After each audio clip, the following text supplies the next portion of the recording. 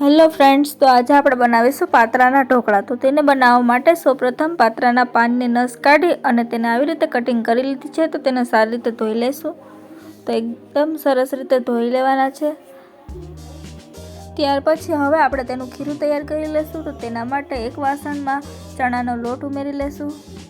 ત્યાર પછી તેમાં મસાલા કરવાના છે। તો મસાલામાં 1 ચમચી હળદર, 1 ચમચી લાલ મરચું પાવડર, સ્વાદ અનુસાર મીઠું, 1 ચમચી ધાણા જીરું પાવડર અને 1 ચમચી આખું જીરું ઉમેરી દેશું અને 1 ચમચી જેટલી હિંગ ઉમેરી દેશું અને ત્યાર પછી આદુ, મરચાં અને લસણ તેને ખાંડી અને ઉમેરી દેશું અને 1 લીંબુનો રસ ઉમેરી દેશું અને ત્યાર પછી જે પતરવેલના પાન આવે છે તેને આવી રીતે કટિંગ કરી અને ઉમેરી દેશું અને તેને એકદમ સરસ રીતે આવી રીતે મિક્સ કરી લેવાનું છે।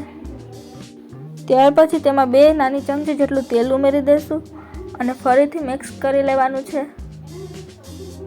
ત્યાર પછી જરૂર મુજબ પાણી ઉમેરી દેશું।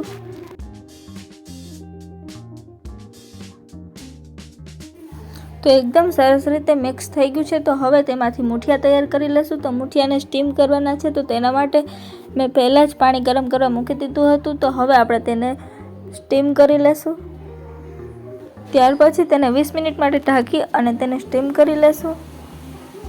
તો 20 મિનિટ થઈ ગઈ છે। તો એકદમ સરસ રીતે મૂઠિયા સ્ટીમ થઈ ગયા છે। તો હવે તેને ઠંડા કરી અને આવી રીતે કટિંગ કરી લીધી છે। તમે જોઈ શકો છો એકદમ સરસ લેયર દેખાય છે।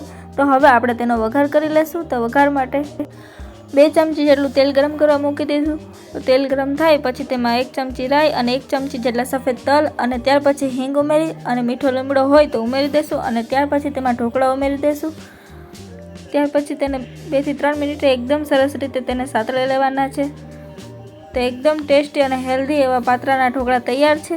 જો તમને લોકોને મારી રેસીપી ગમે તો મારી ચેનલને લાઇક, શેર અને સબસ્ક્રાઈબ કરજો અને કમેન્ટમાં જરૂર જણાવજો કેવી લાગી રેસીપી।